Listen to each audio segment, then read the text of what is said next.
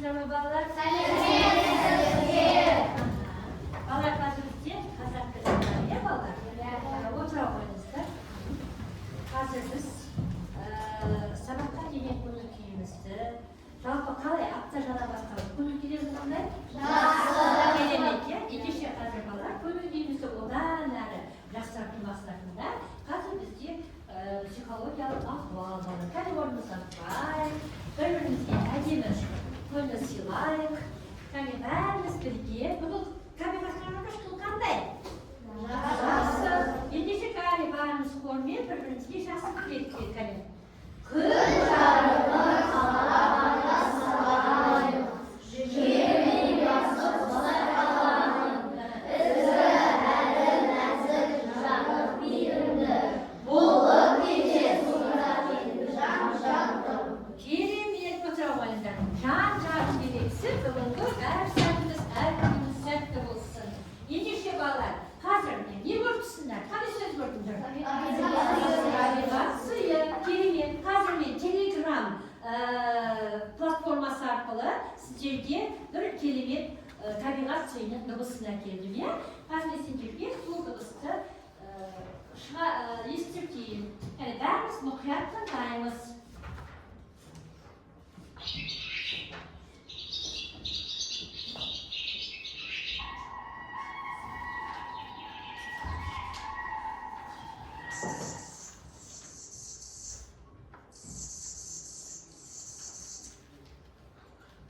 Балалар, ненің дыбысын естідіңдер? Құстардың. Ең бірінші кімнің есінде қандай дыбысты естідіңдер? Ең бірінші қандай құстың дыбысын естідік? Қарлығаш. Дұрыс айтады. Келесі? Жылқысы тұрна. Үшінші қандай құс? Ерекше. Дұрыс. Неге ерекше? Өйткені ол оның дауысы қандай болды? ерекше болды. Қарлығаш қандай құс негізі балалар? Қамқор құс. Дұрыс айтасыңдар. Адал, жақсы. Неге мен бұл балалар, бұл құстардың дыбысын, құстардың атауын неге сөйлеп отырмын? Қатты айтамыз.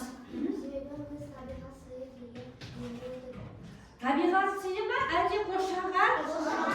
Қоршаған орта. Дұрыс айтасыңдар. Қоршаған ортаға не жатады балалар? Адамдар, табиғат, өсімдіктер. Дұрыс айтады. Жалпы он бір сөзбен не деп айтамыз? Қоршаған орта. Ендеше балалар, өздерің көріп тұрғандай біздің бөлім қоршаған орта. Сонда не көріп тұрсыңдар балалар? Құстар қайда болып тұр? Ағаштар ма, әлде гүлдер ма? Неге оны біз гүлдерге қыстырдық балалар? Себебі бізде қазір қандай мезгіл? Қыс мезгілі. Сондықтан олар бізде ағаш қандай далада қазір? ағаш бізде алыс, жылы далаларда болады. Дұрыс. Сондықтан біз құстарды біз гүлге қондырдық. Ендеше балалар қараңдар. Қазір мына жерде үш гүлге, үш ағаш деп елестетейік. Үш ағашқа үш құс келіп қоныстаған екен. Енді сендер осыны кім қай құсты өзіне ұнайды, соның қасына келіп тұра қалыңдар. Кәне кімге қарлығаш ұнайды? Орныңыздан тұрамыз. Кімге ұнайды? Жақсы сендерге ұнай ма? Жақсы сендерге ұнаса, қарлығаштың қасына келіп тұрасыңдар. Дұрыс. Неге қарлығашты таңдадыңдар? Адал және қамқор құс. Қарлығаш тобы қай жерде тұр балалар? Қай қатарда тұр қарлығаш тобы? Екінші қатарда. Ендеше заттарды ал, екінші қатарға келе қойыңдар тезірек.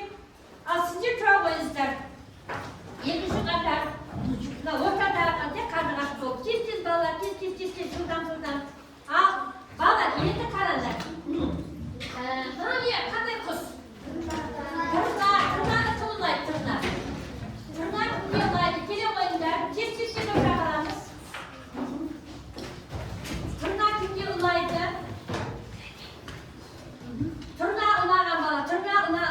ұнаған балалар. Кімге тырна ұнайды? Жақсы, келе қойыңдар. Тырна мына қатарға келе. Тырна үшінші қатарға бара қойыңдар. Үшінші қатарға тырна. Тез заттарын алып бара қойыңдар. Ал енді қалды қазір бізде қандай құс?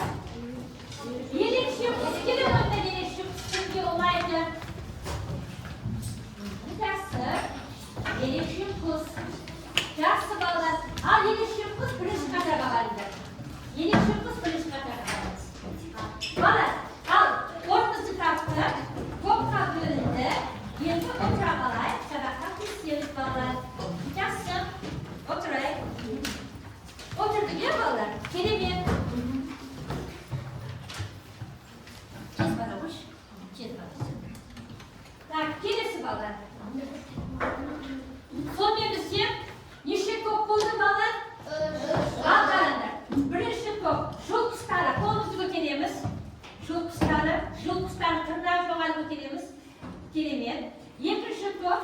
Kap korpus karlıgaş. Duruz. Ana üçüncü top. Yelişi kuşlar. Kelimet. Bizce 3 top oldu. Jasını 3 kuş yaptı. Yedişi. Balar ötke makinede pısıktaydı. Taklar nazar oturarız. Kadı söz görmüşsünler. Rus yani Rus eminiz. Balar nesindir diye tağı da silteme arkalı sıraklar dayanacak geldim. Soğuk az telegrama siltemesi arkalı siltemede sıraktı. Okuyayım. Asildir mutluyatım ben de. Deneme balar. Sırakka oylanıp nakli cevap verirge tırsamız. Al, gitti birinci sıra, birinci tındayımız. Bu жерде былай дейді балалар. Төменде берілген сөйлемдермен тұжырымдарды мұқият оқы. Егер дұрыс деп белгілесең, міне көрдіңсіңдер. Дұрысқа әкеп жабыстырасыңдар. Қандай түсті? Егер жауаптарын келіспесеңдер, дұрыс емес десеңдер, сары түсті жабыстырасыңдар. Değil mi балалар? Ал, бірінші сұрақ. Зат есім дегеніміз не? Zаттың атын білдіретін сөздер дейді. Дұрыс па? Дұрыс. Ендеше жасыл мен әкеп жабыстырамыз. Тез. Бірақ оқушы. Тез бала. Тез амандер жабыстыра ғой. Жақсы, керемет. Дұрыс деді. Жақсы. Келесі сұрақ. Жоқ, қағазын бетіне жабыстырамыз. Бола берсін. Келесі. Болды, жетеді. Отыра ғой. Келесі. Zat isimdir tip adamlarga ғана жатады дейді. Дұрыс па, дұрыс емес па? Дұрыс емес. Қане келе ғой жабыстыра ғой. Даусымызды қатты шығарамыз балалар. Дұрыс емес. Екі оқушы жетеді балалар. Жақсы. Келе ғой Бекзат, жабыстыра ғой. Үшінші сұрақ. Жалпы есімдер барлық заттарға ортақ ат береді. Жалпы есімдер барлық дейді. Қалай? Дұрыс, емес, дұрыс айтасыңдар. Кездестір ме? Иә. Аха, кел жабыстыра ғой, әкелеп кез. Дұрыс емес дейді. Неге дұрыс емес? Жалпы есімдерге не жатады? Өйткені ол тек адамдардың аттарына, жердің, қалалардың аттарына. Дұрыс, жер су аттар, адам аттар. Жақсы, керемет. Қош келдіңіз бала. Келесі. Алматы, Айгүл, Евразия сөздері жалпы есімдер. Алматы, Айгүл, Евразия деген сөздер жалпы зат есімдер дейді. Дұрыс. Дұрыс деген стильге тақырамыз. Әмина, Ернұр, дұрыс.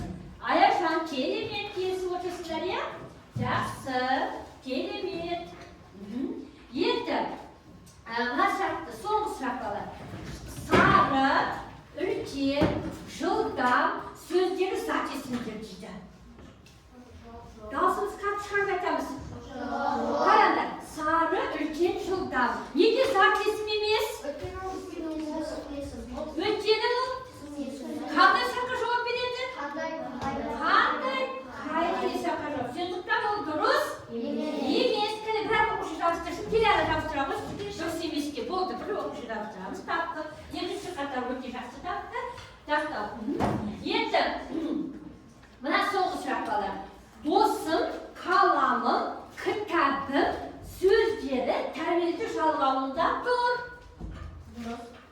Досым, қаламым, және не деді? Кітабым, тәуелді зат есім дейді бала. Дұрыс па? Дәлелдейді, кім дәлелдейді? Кім дәлелдейді? Досым, қаламым, зат, тәуелді зат, ал бетені, Аяжан, неге ол тәуелді зат есім, Аяжан? Ол дұрыс деп отыр балалар. Неге? Кім көмектеседі? Ал, Алихан. Себебі ол менің және ода деген жалға бар. Так, сосын? Ол менің досым. Дұрыс. Менің қаламым.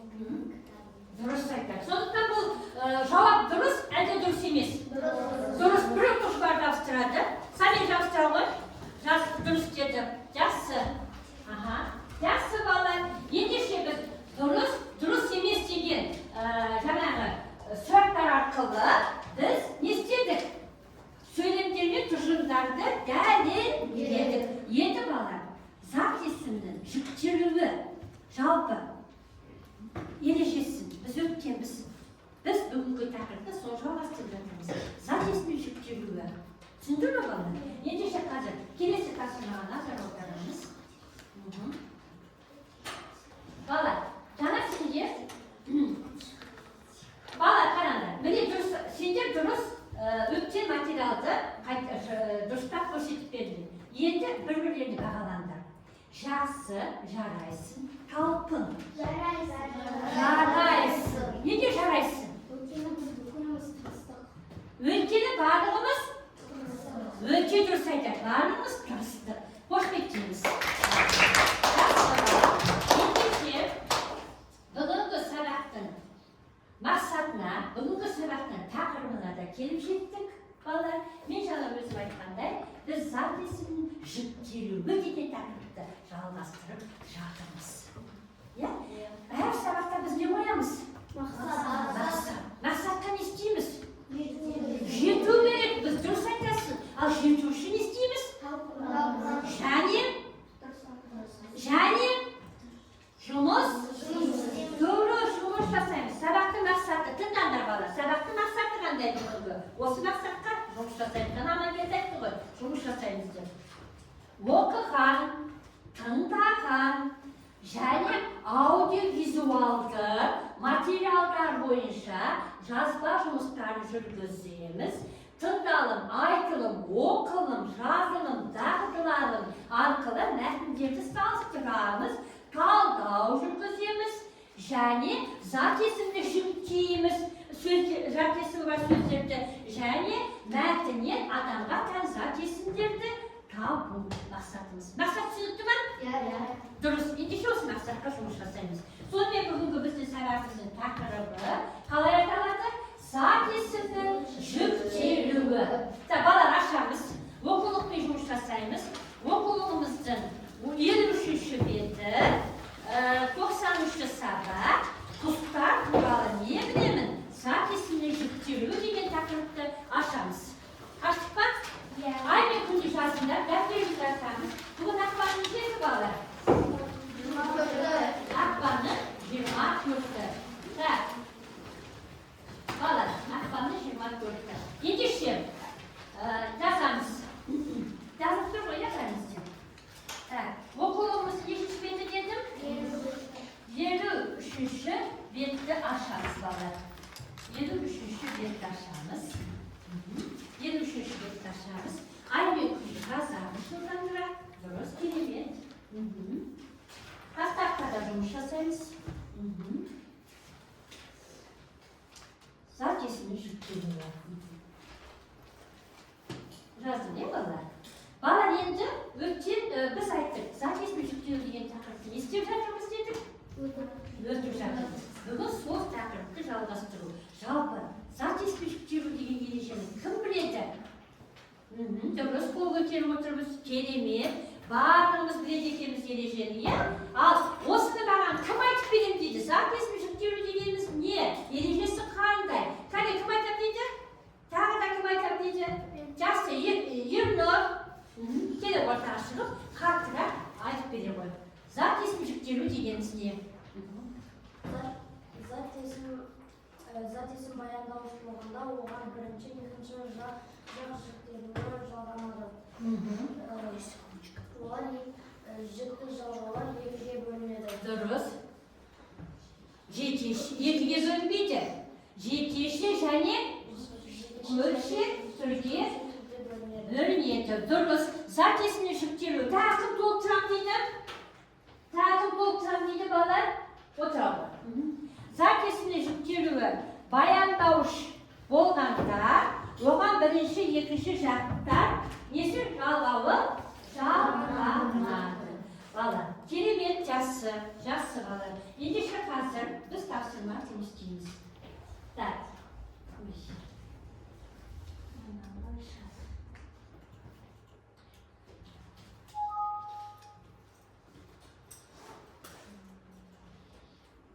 Ағай, оқулық ашамыз, балалар.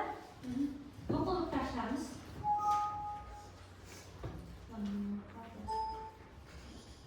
Балалар, оқулық ашамыз.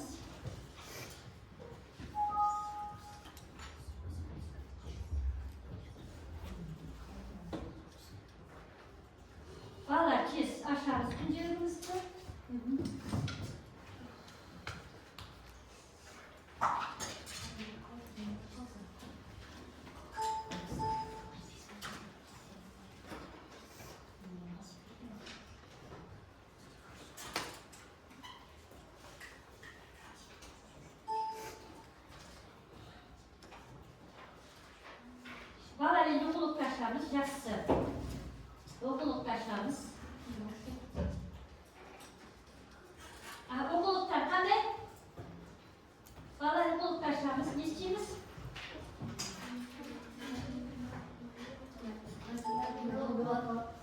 28-ші, ашылды бала. Жақсы. Қазіргі оқулықтаршамызда 28-ші жартуға назар аударамыз. 28-ші жартуға ашпас бұрын бірінші қазір мен тағы да сіздерге сілтеме арқылы балалар не әкелдім? Аудио запись әкелдім. Қазір бәріміз тыңдаймыз оны. Мұқият тыңдаймыз. 28-ші жартуға байланысты бұл балалар тыңдаймыз. Жаңа мақсатта болды. Тыңдағаннан кейін айтылым, сосын жазылым. Ал кеттік балалар.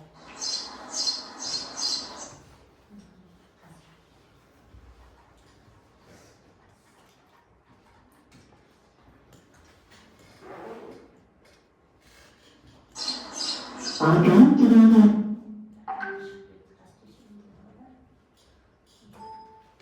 жақын келіп қоныстанғанымыз қандай жақсы болды. Бізге адамдар жем, су беріп, қамқорлық жасайды.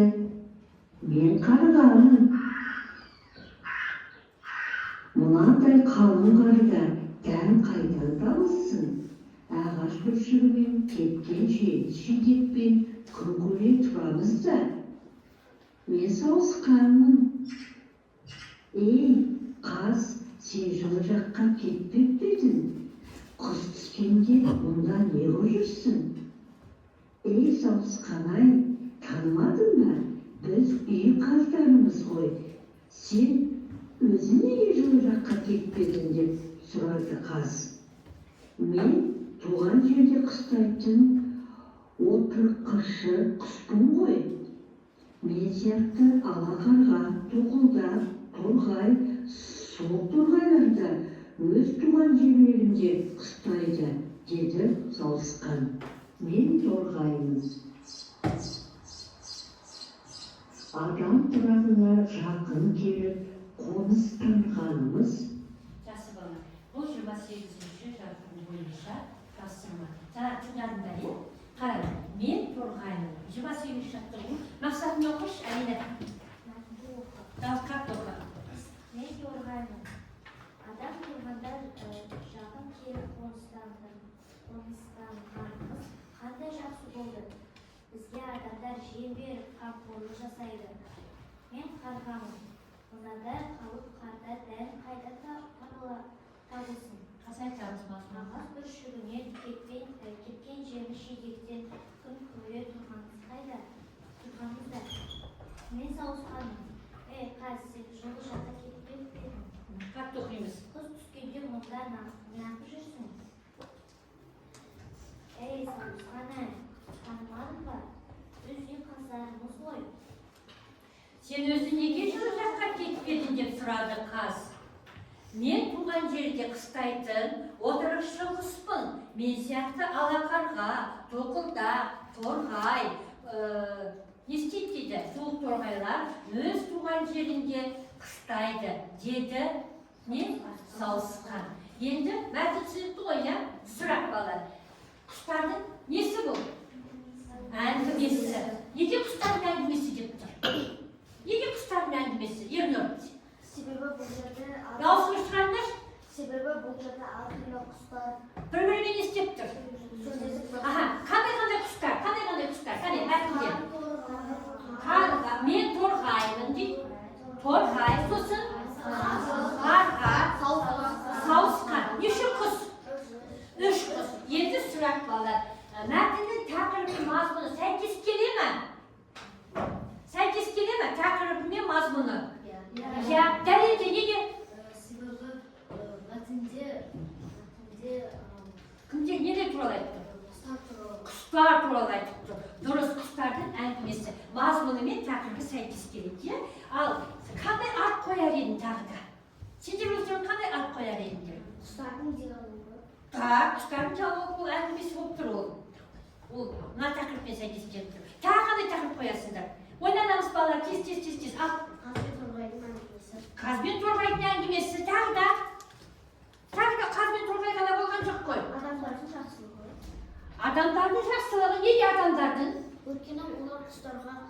жем салып береді, оларға жем береді. Өте дұрыс. Бұл жерде тек қана адамдар мен құстардың байланысы. Жақсы. Мәтінде негізгі ойды анықта. Негізгі ой не туралы?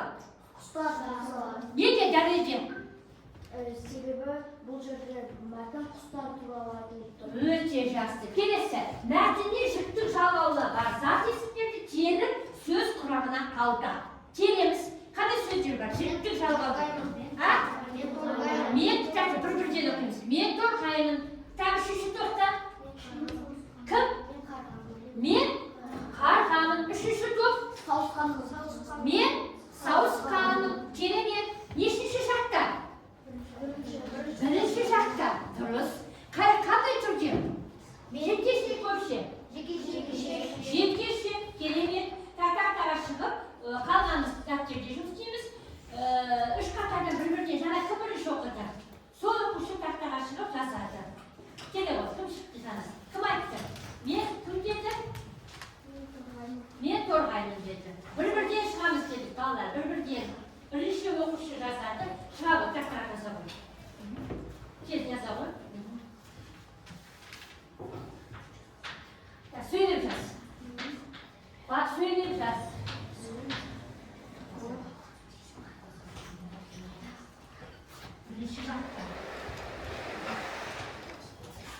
Birinci şartta dedik koy. Sonra kalay yazamız.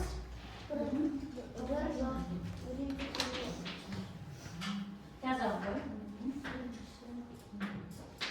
Birinci şartta yazamız babalar. Birinci şartta yazarım. Birinci şartta. Men торғаймын дұрыс. Бәріміз дәптерге жұмыс жасаймыз балалар. Қанша бол? Мен торғаймын. Жақсы, келесі. Екінші сөз қандай болды? Келе ғой. Мен қарғамын дегенде жалғастырасың торғаймынан кейін. Жалғастырасың. Дұрыс. Торғаймынан кейін жалғастырасың. Өтір ғой.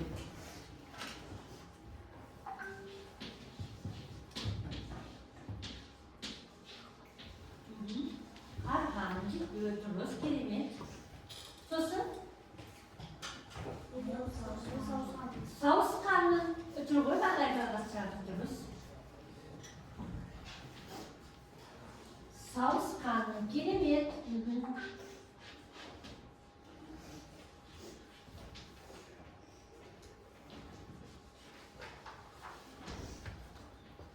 Duruz, bağlar. Yazmadık koy ya. Yetti. Kım söz kuramına kaldaydı. Yani tıbırı, çalgavı, kım, yani kım, ay, geliyor, şey çıktı o taktağa. Aliler çıktı, Meciler çıktı, Ayaşan geldi. Geliyor, kes. Bağırdı, kaç şaktaydı turbalar? Birinci şakta, kelimet. Tıbırı açsın. Torbay, dürüz. Ama Hakkaydı. Ne oladı? Ne oladı babalar? Şalgav oladı. Qanday şalgav? Şüktür şalgav. Zatesini şüktür şalgav. Dürüst aytasыздар. Kelesi. Qanday? Tıbırı qaysisi? Mın, şüktür şalgav, kelime. Bәріміз тез-тез жұмыс жасаймыз балалар. Tıbırı қатты сөйлеш. Жүктік жалғау. Жақсы, керемет. Бұндай жүктік. Сонда біз мәтінге неше сөзді таптық балалар? 3. Зат есімді теріп жаздық. Жүктік жалғау. Дұрыс. Көпші түрде қалай болады балалар? Кім айтады ауызша? Көпші түрде қалай болады? Біз торғаймыз. Біз торғаймыз. Біз қарғамыз. Біз сауысқанбыз. Керемет балалар. Балалар, жалғау, қандай жалғау түрмен бар еді? Тез естесеңізші. Тәуелді жалғау, септік жалғау, жүктік жалғау, көптік жалғау. Керемет балалар. Сенде жүктік жалғаудан басқа тағы 3 жалғауды білесіздер. Керемет. Енді, бала дескриптор. Жаңағы тақтаға шыққан балаларға бағалайды балалар. Мәтінді түсіндіріп оқыды ма? Иә. Дұрыс, неше балл? 1 балл. Керемет. Екінші, сұрақтарға жауап беріп, өз ойын айта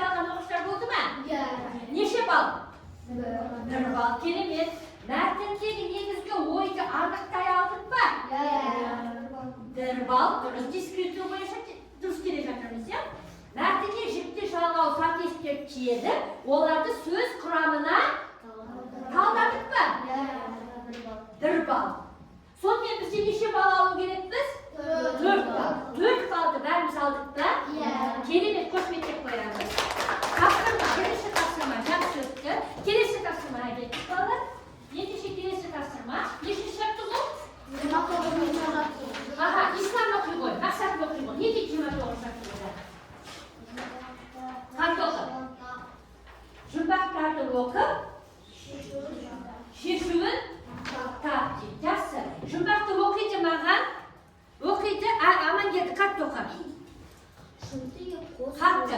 Шынтиып қос құлағы, түнде көрер қырағы, тікірейіп айдары, егір жауып қырады.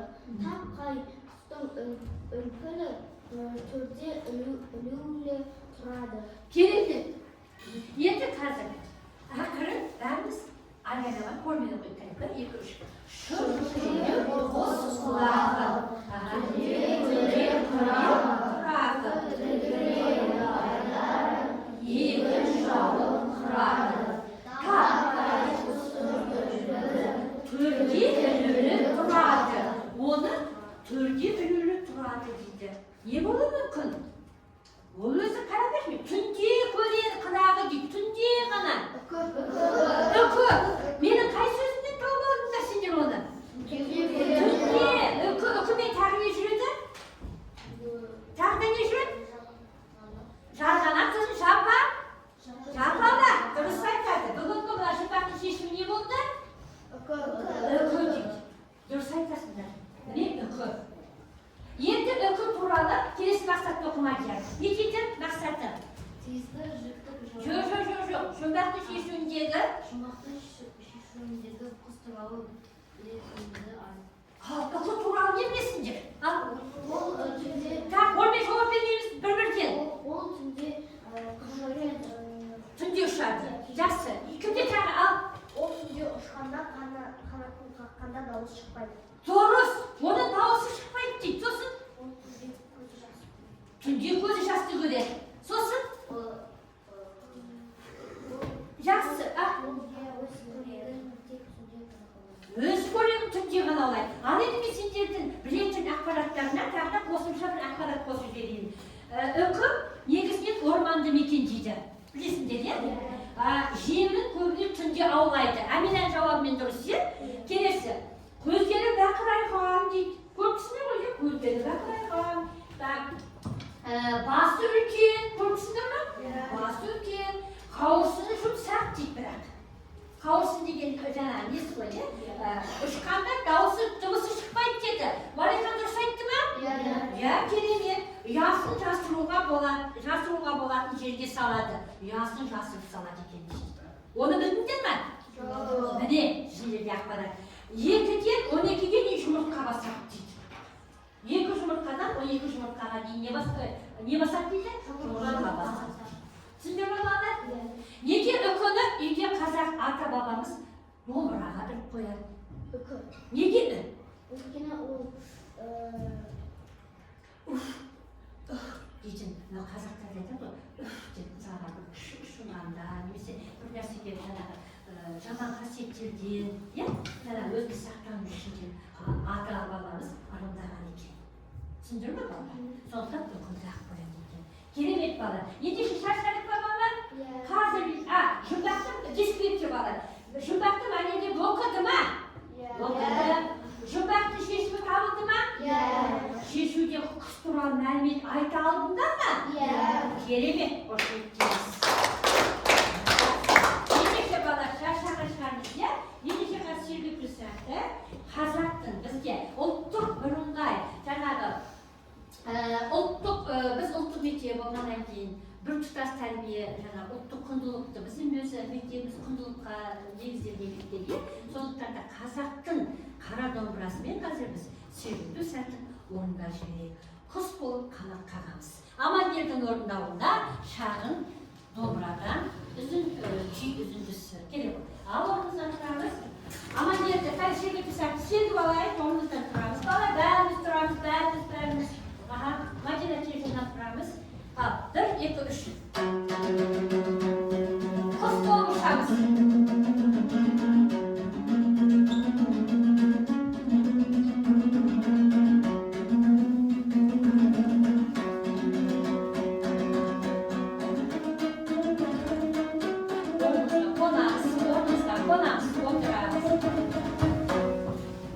Kerem'e.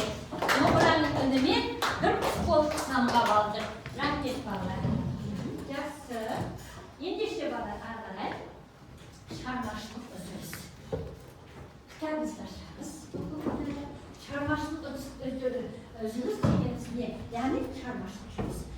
Neciydi? Maksatını okuyun. Okuyumuz kim okuydu? Okuyun. Zarina okuyun. Maksatı? Harp okuyun.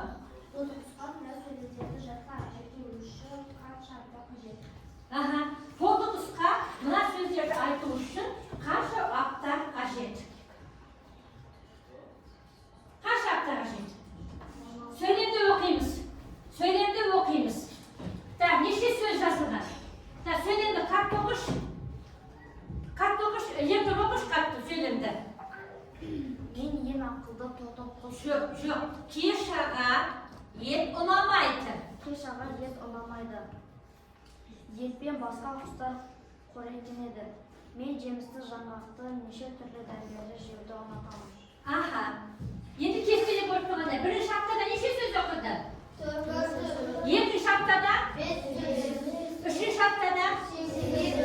Dördüncü haftada? Beş haftada? 12 söz okudu. Al buna nakde neşe söz verildim ki sana koyunda? Sana da.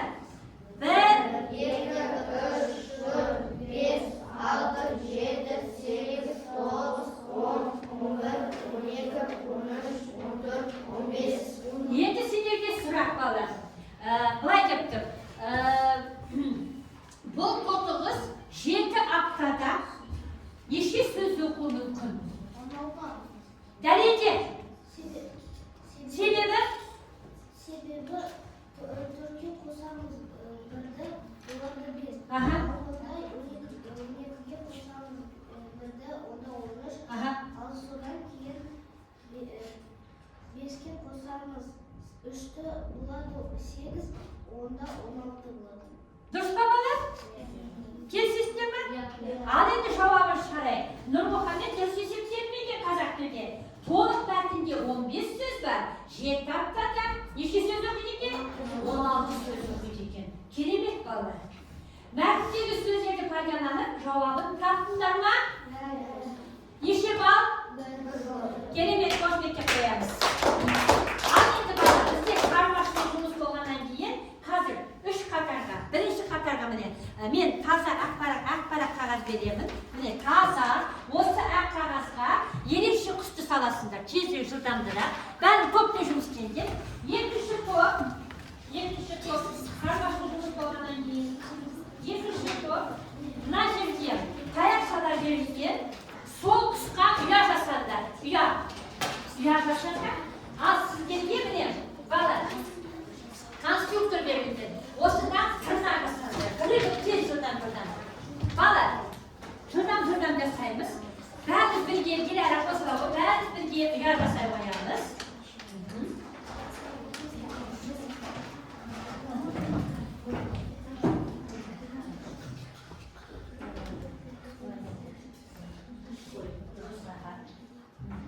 Керемет. Бәріміз жұмыс істейміз. Аха.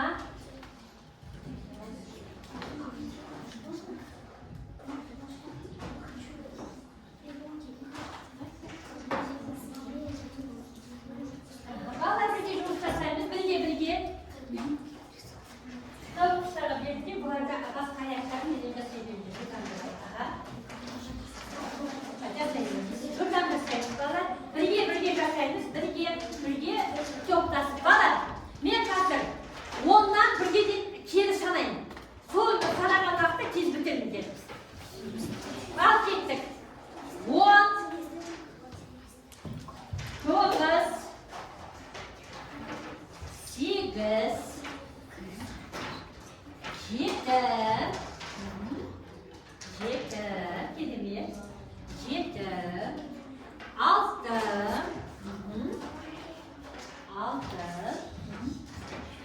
5,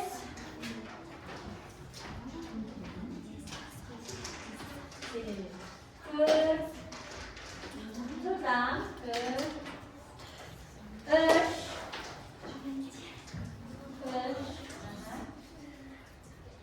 7,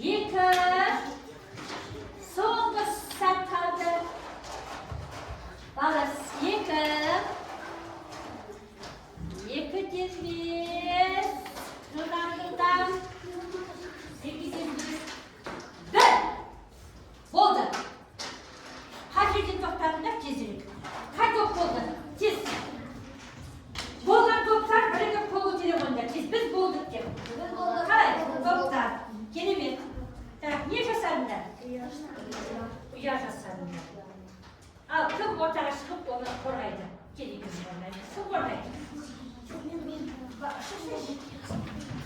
Bala. Al şunu da ki. Yaxşı.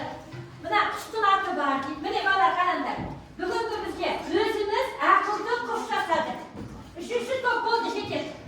Qancha chiqardinglar, so'rasha daraja berishdi. Aha, tushundilar. Tez qo'sha qo'yishda chiqib qo'ydi. Aha, qolgan so'z darajasi. Tushundim. Al bala qaranglar. Birinchi top Medina tekshiruvda uch qizlardan ekan. Qanday kerak qaranglar balalar. 3 topdan 3 qiz. Geliyor, gel. Al, birinchi top, haqda aytaman. Medina.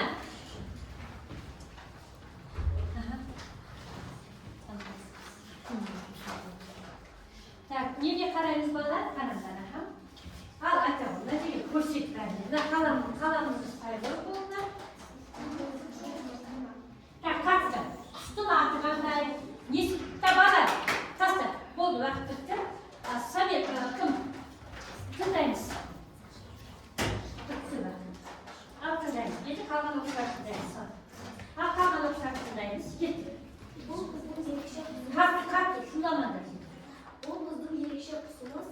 Mesela o sudun aslında yani yer dökümde mekindeydi. O süt korekti. Yer getdi mekinciydi deydi. Yani su aslında. Artı qanday bu qismi? Gulshuray deydi. Sen Medina, nega bu Gulshuray deb ataldi? İslam nega bu Gulshuray deb ataldi? Dalilchi qo'y. Gulshuray nega? Aytaman. Ötürü o gülgedi jasında yani bizim mekteptin mekindeydi. Keremet, bizim mektebimizin mekenindeydi. Qo'shib aytdingiz.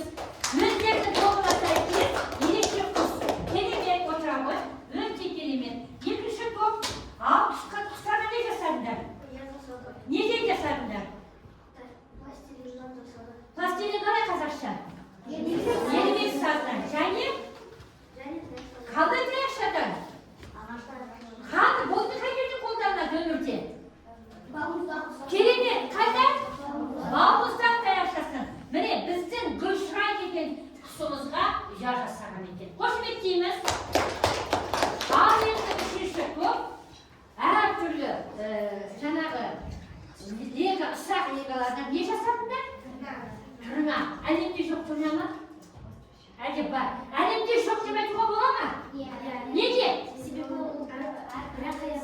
Bırak ayağımın cürüttü. Jadi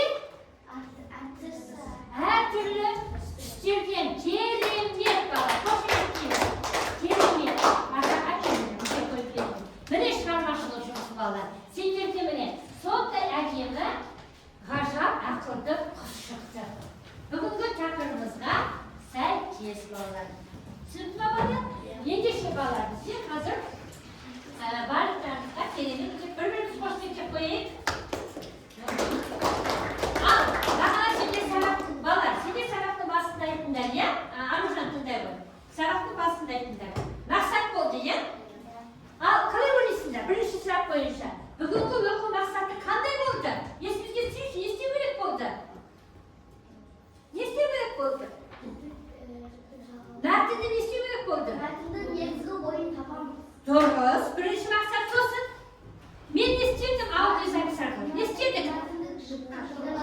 Тыңдадық, сілтеме жаңағы аудиозапись арқылы. Сосын не істедік? Оқыдық па?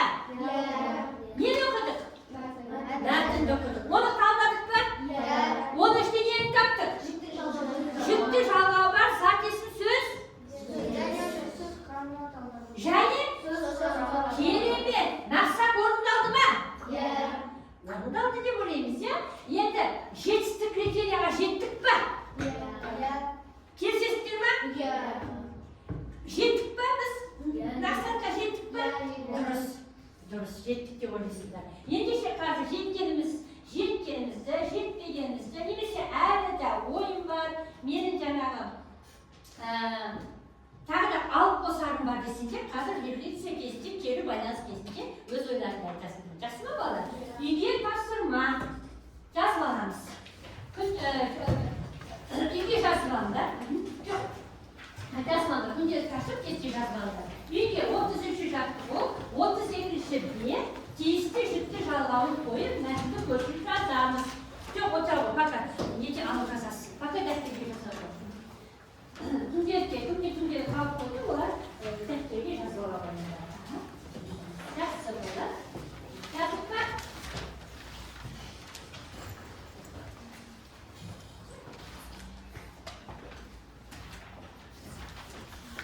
Жақсы бала, жас болса жұмысын бермейміз бала. Тақтағына да аударамыз. Біз қандай бөлімде оқатымыз? Орта.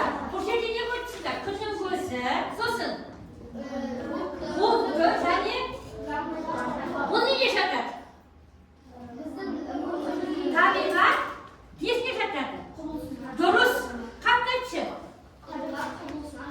Табиғат құбылысына жатады. Ал енді осы қай құбылысты бүгінгі сабақта өзінің қандай әсер алдыңдар? Тамаша болса күннің көзі, жақсы болса бұлтты күн, бұлттың артынан күн әсер шығып тұр.